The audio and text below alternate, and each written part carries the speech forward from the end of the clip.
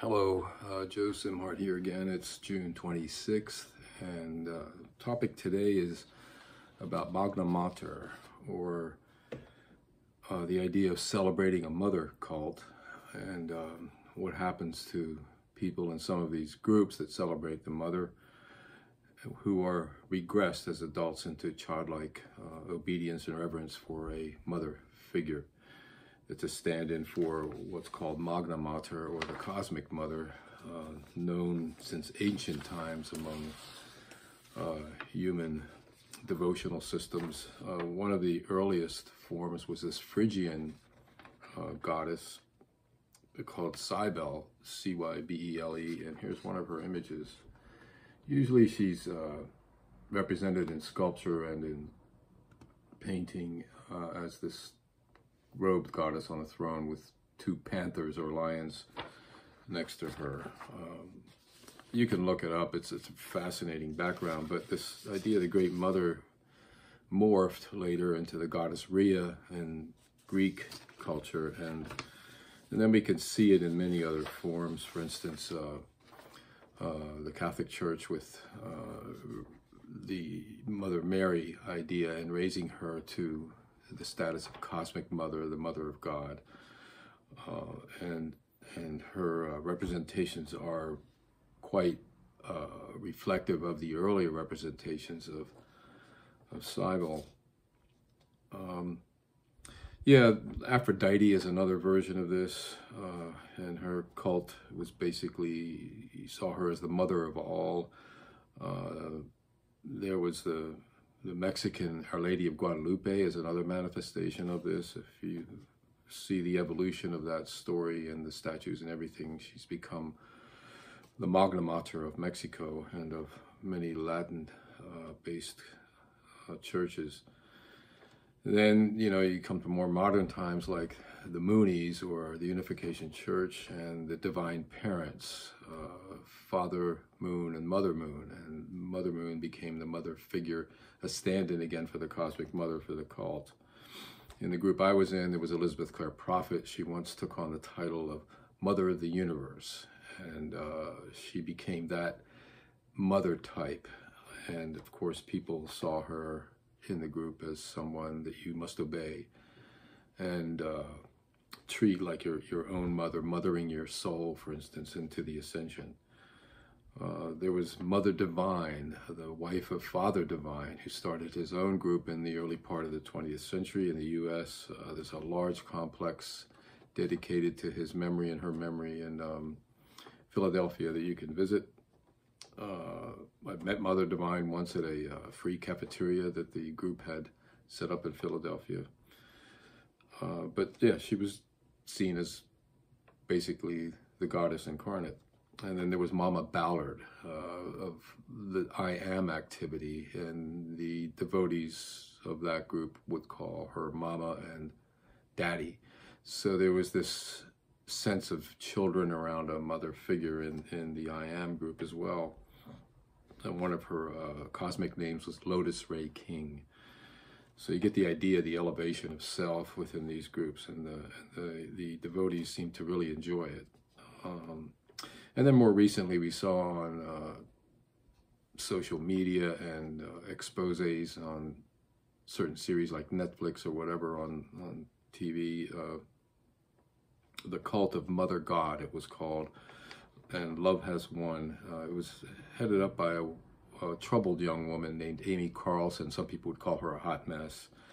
But she eventually elevated herself to this Mother God figure and collected quite a few followers and developed a bit of controversy. Yeah, so, I asked this question, where does this all come from? Part of it was stimulated by this book I got for free called Sri Aurobindo and the Mother. And here's the guru, Sri Aurobindo, and this lady, Mirra Alfassa, who was a French woman, Jewish roots, who got into occultism early on around the 1900s, and met a couple of characters, one who called himself Max Theon and Madame Theon, who were products of the Blavatsky tradition. Max had apparently studied with Blavatsky and met her briefly.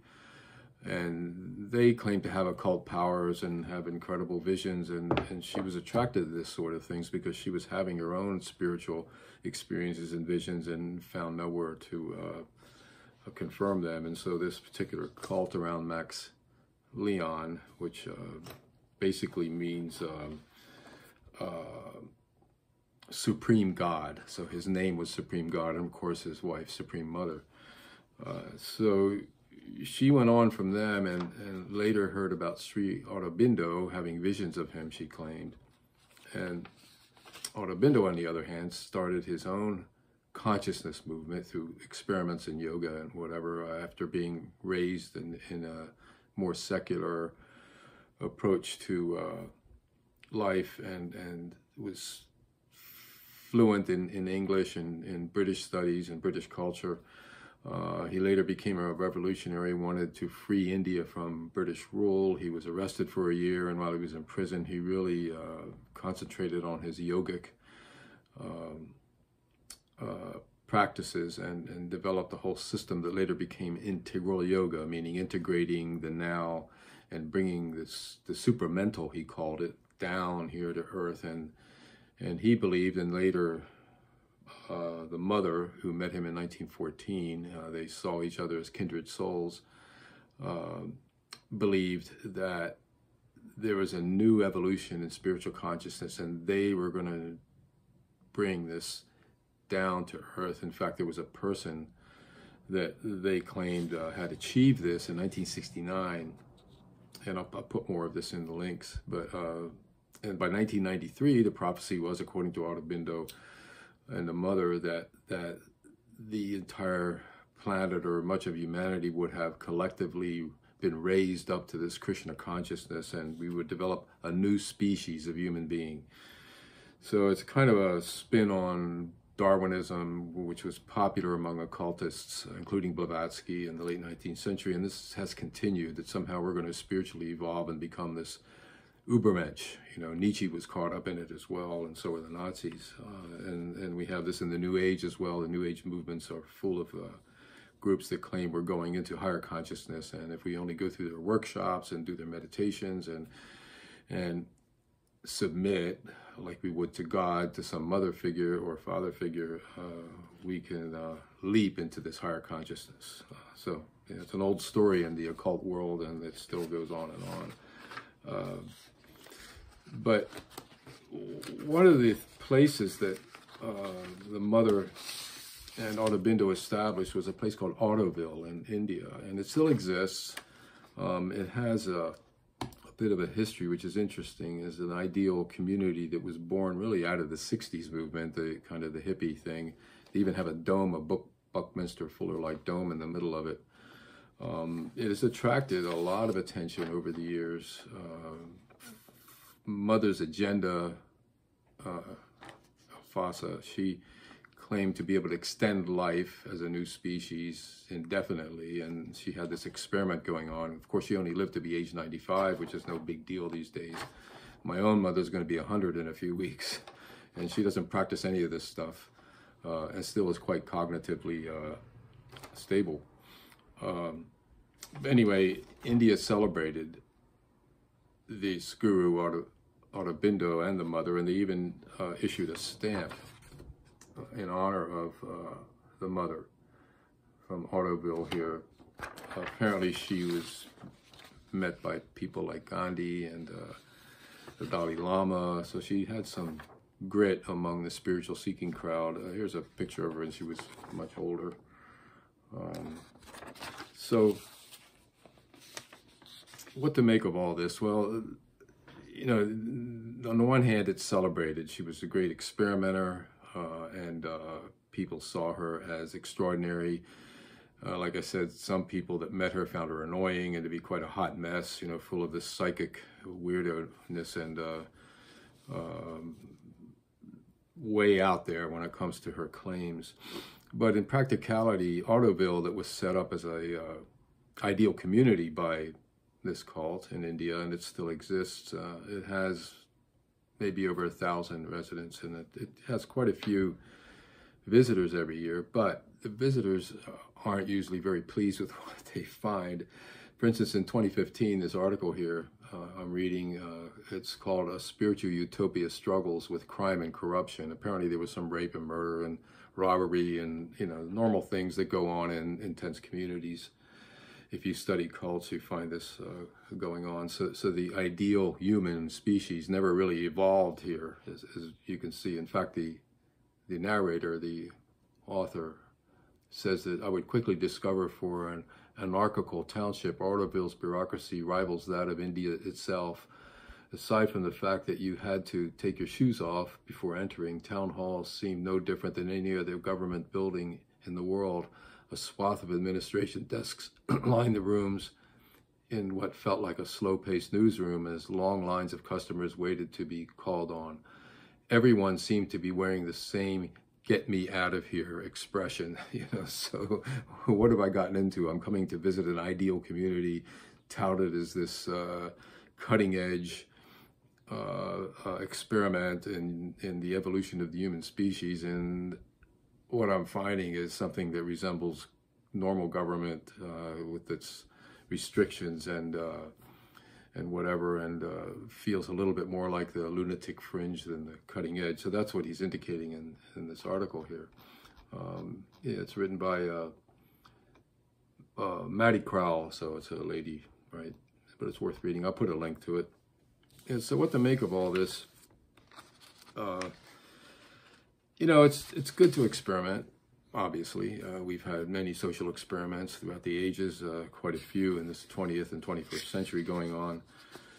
And but I think the idea of the Great Mother, which is an interesting concept and a useful one to help organize society, it can become overvalued very quickly, and especially when it is sort of constricted and seen in one person, like the mother here, Mirra. So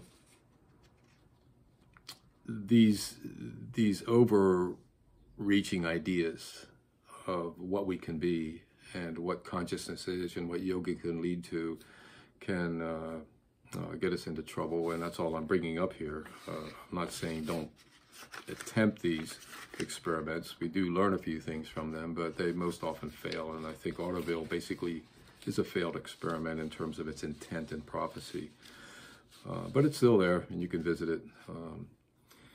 So, yeah, you know, despite what Jesus says, he says, "Let the little children come to me, and do not hinder them, for the kingdom of heaven belongs to such as these."